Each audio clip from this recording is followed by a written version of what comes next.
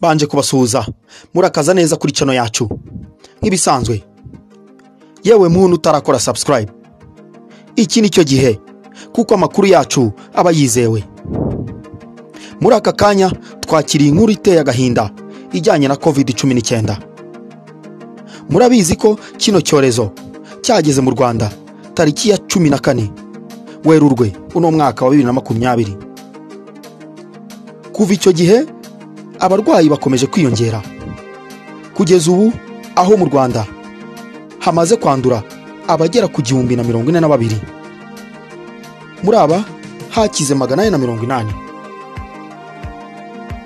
Mu bapfuyeho murabizi ko umuntu wa mbere watangajwe wishwe na coronavirus yari umugabo w'imyaka 35 wapfuye tariki 30 Gicurasi.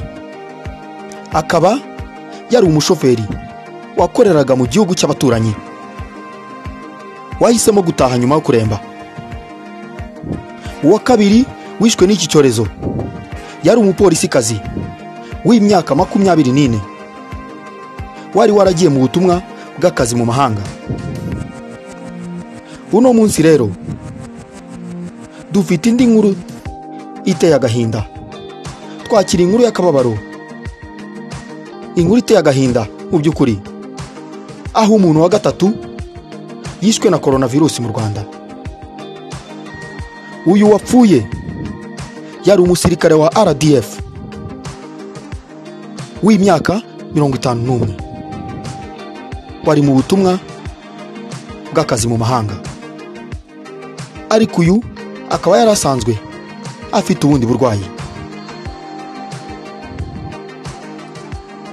Nabangira nti rero abasigaye mukomeze mwihangane,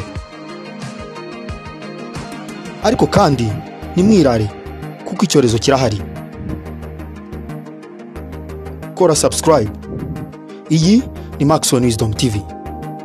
Amakuru nkaya ntakajya gucika. Murakoze.